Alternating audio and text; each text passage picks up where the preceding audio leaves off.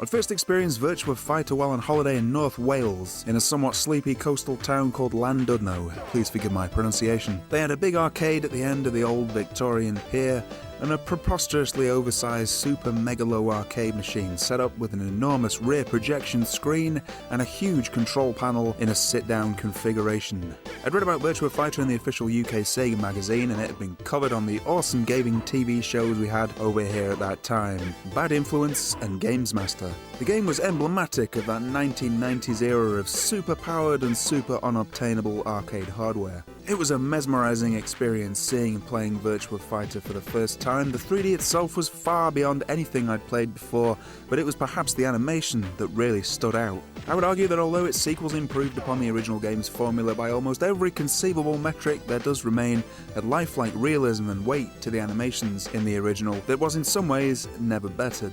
The sense of crunching, hulking weight as Jeffrey smashes his knees into an opponent's face made me, my brother, and my dad genuinely wince at the time. As gamers, me and my brother were accustomed to the almost pinball-like action of contemporary 2D fighters, and this felt like stepping into some other weird dimension. Super clean, pastel-coloured, strangely abstract and minimal, yet incredibly visceral and tactile, it really was a sight to behold and to play. And it was the first and hopefully last time that I ever kicked the shit out of my own dad. The game was commercially successful in Japan. After a somewhat slow start, it became one of Japan's highest-grossing arcade games of all time. Virtua Fighter was a hot property, but it was an incredibly expensive and powerful piece of arcade hardware, and the prospect of getting a somewhat comparable version for home consoles was a tantalizing, yet seemingly unlikely prospect in 1993. Certainly the Sega Mega Drive was not capable of doing it any real justice. However, Sega showcased its new Sega Saturn console at the Tokyo Toy Show in June 1994, and suddenly it seemed plausible. Similarly, Sega's 32X, an add-on for the Mega Drive, was unveiled at June 94's Consumer Electronics Show, containing two 32-bit central processing units and a 3D graphics processor. It too proved capable of somewhat complex 3D polygon-based graphics, and the stage was set for home ports of Virtua Fighter. The Saturn console port sold at a nearly 1-to-1 ratio with the Saturn hardware during the Japanese launch, and was credited with the Saturn's initial success in the country, with the console being sold out on pre-release orders. It didn't fare nearly as well overseas though, and in actual fact, it was not a very good port. The game suffers from fairly severe graphical glitches. The edges of the fighting area suffered from popping despite being just a few feet away, and the limbs and joints of the characters glitch in and out of one another. At times, even the names and health bars for the characters will sometimes flicker on and off. It's not quite as bad as the first Saturn version of Daytona USA, but it was indeed disappointing. The Sega Saturn was also expensive as balls in the UK, far too rich for the blood of an 11-year-old retro mule. But luckily, the Sega 32X was not.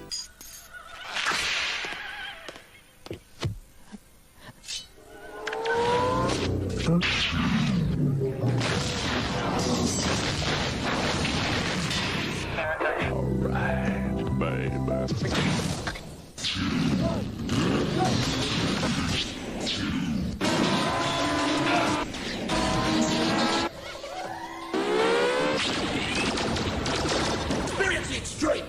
And so I became one of about 17.5 people in the UK at that time to own one of these magical black plastic turbo mushrooms, and in fact my original unit's still going relatively strong to this day. I then became fixated on owning the 32X version of this game, along with Virtua Racing and Star Wars Arcade, and I was practically foaming at the mouth as an 11-year-old kid waiting to receive this for Christmas '95. I played it while making my way through an entire chocolate selection box, teetering on the brink of a sugar-induced coma. This was my first ever home version of Virtua Fighter, and it is a game that I love. The 32X was a terrible idea, of course, and one of many baffling decisions Sega made back in the 90s, but you can't say that it didn't have some damn fine games. And here is my original unit almost 30 years after I unboxed it one magical, sleep-deprived, sugar and adrenaline-soaked Christmas morning. And good idea or not, the 32X will always have great value for me, simply because it made my aging and slightly smelly old Sega Mega Drive render stuff like this.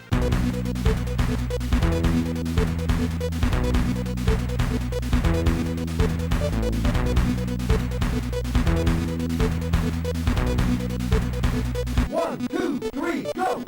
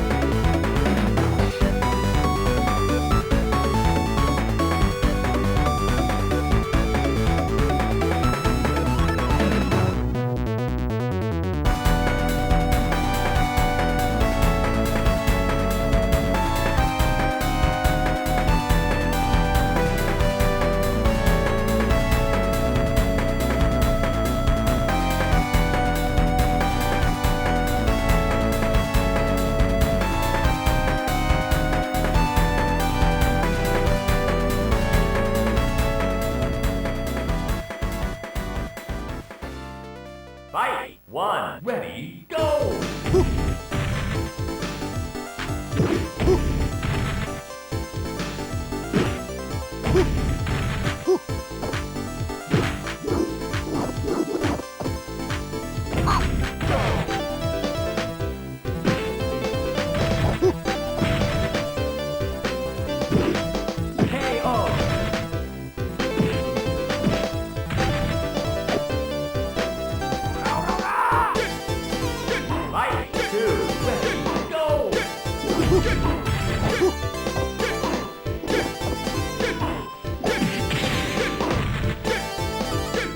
Wait, before we get too far in the video, let me show you one ace this version has up its sleeve. A widescreen mode. Handled by the mighty AM2 studio themselves, Virtua Fighter on a Sega 32X is an excellent port indeed. All the salient elements of this superpowered 20 grand arcade behemoth were here in my little 11-year-old kid's bedroom. The absolutely enormous move list, the characters, the stages, the physics, the colours, the melodies, and of course, those indescribable Virtua Fighter vibes. Sacrifices were made, of course. The screen resolution was lowered, the stage backdrops reduced in quality, the fighter models simplified, frames were taken from the animation and the sound is less sophisticated than that of the arcade, but in contrast to the Saturn version, the 3D is extremely solid, as is the performance, aside from some fairly large drops during the replays for some reason, and of course, most importantly, the physics, the movesets and the gameplay are absolutely spot on as far as I'm concerned, with only very minor deviations from the arcade original. Virtua Fighter 32X also included a number of different game modes. In addition to the arcade and versus mode found on the Sega Saturn release, the Sega 32X included a tournament mode, unavailable in any other port. Thus, the 32X provided a great translation of Virtua Fighter, which was still technically impressive, and proved what this little mushroom was capable of in the correct hands. I don't really want to turn this into a comparison vid, because I find them kind of boring personally, but seeing as I have access to original hardware versions of the arcade 32X and Saturn editions of Virtua Fighter, let's at least take a look at the intros. Please note that the arcade version is the only one where Akira gets his all-important wandering fingers, thus demonstrating its much higher polygon count over the other versions.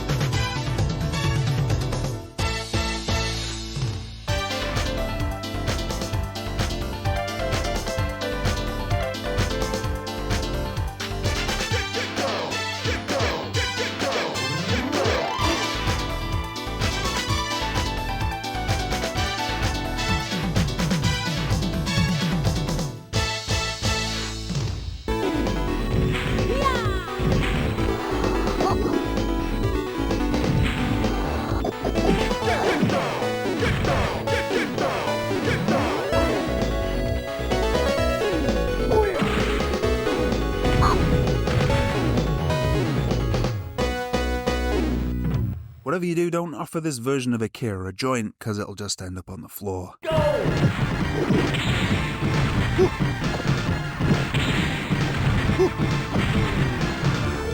K.O.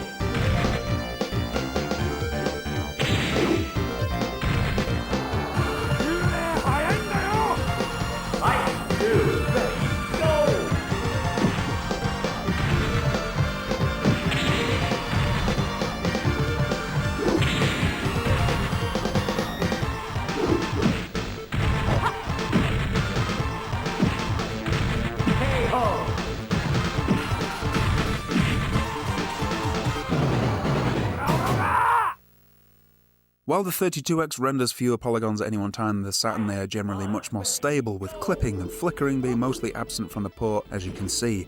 One thing that struck me about this version was its use of the 32X's massively expanded colour palette over the original Mega Drive. Just look at this sunset on Wolf's background here. That in itself was a sight to behold back in the late 16-bit days, can we call them? Simpler times, man, simpler times. What about the music? Well, certainly it is simplified. There's a lot of FM at work here, whereas the arcade was a much more sophisticated sample-based system that had an entire separate board dedicated solely to sound, as you can see here on my own Model 1 PCB.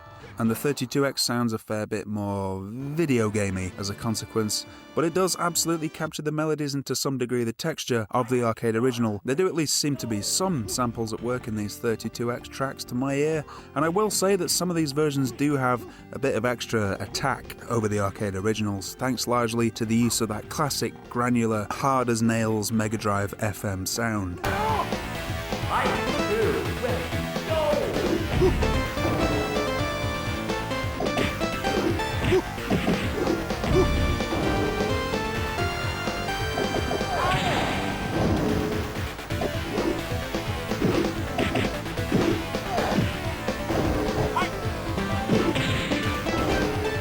I spent hours upon hours on this game, marveling at this early example of complex polygon-based graphics on a home console. Edging out Virtua Racing and Star Wars Arcade, it was my favourite game on the 32X, and the most amazing game I'd ever seen on a home console up to that point. Until my brother got a Saturn, a few months later that is. How can I describe the excitement of receiving this game upon release to those who weren't actually there at the time? Well, it's a thankless task, isn't it really? I can only say that those antiseptic clean and joyfully poppy pastel hues of this game, and its all-important packaging, of course, the experience of liberating it from its cellophane prison, opening the manual and breathing in that indescribable new game smell, a thing that's rapidly becoming a thing of the past, it seems, was, well, it left a lasting impression.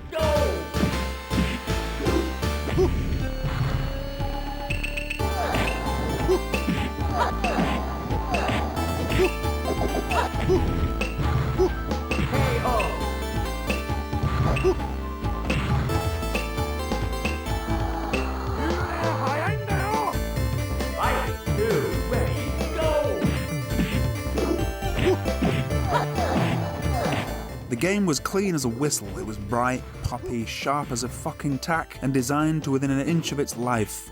It was the magnificent Virtua Fighter arcade experience, and it was mine. All mine. Of all the home releases of Virtua Fighter, this one is closest to my heart. It was, after all, my first. And aside from my sentimental attachment to it, it's a tremendous port that squeezed every last drop of power from its target platform and perfectly captured the beautiful simplicity, intricacy, polish, and the power of the original Virtua Fighter.